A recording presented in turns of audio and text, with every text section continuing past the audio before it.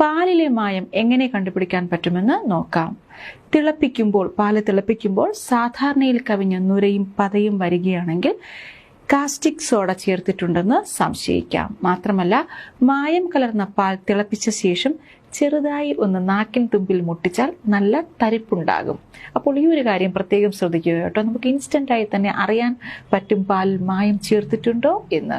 അതുപോലെ പാലിന് രൂക്ഷഗന്ധമുണ്ടെങ്കിലും ശ്രദ്ധിക്കുക. മായവും ആന്റിബയോട്ടിക് വസ്തുക്കളും ചേർത്താൽ ഇങ്ങനെ പാലിന് രൂക്ഷഗന്ധം ഉണ്ടാകും. അതുപോലെ പാലിന് മഞ്ഞ നിറമുണ്ടെങ്കിലും ശ്രദ്ധിക്കുക. ഇത് പൊട്ടാസ്യം ഡൈക്രോമേറ്റ് ചേർത്തത് കൊണ്ടാവാം ഈ ഒരു മഞ്ഞ നിറം ആവുന്നതും.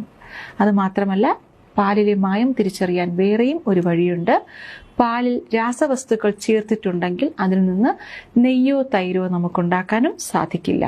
ഇനി നമുക്ക് തേയിലപ്പൊടിയുടെ കാര്യം നോക്കാം. ഒരു ടിഷ്യൂ പേപ്പറിൽ വെള്ളം നനച്ച് അല്പം തേയിലപ്പൊടി അതിന് മുകളിൽ വിതറുക. ചുവന്ന കളർ കാണപ്പെട്ടാൽ അതിൽ മായം കലർന്നിട്ടുണ്ട് എന്ന് മനസ്സിലാക്കാം.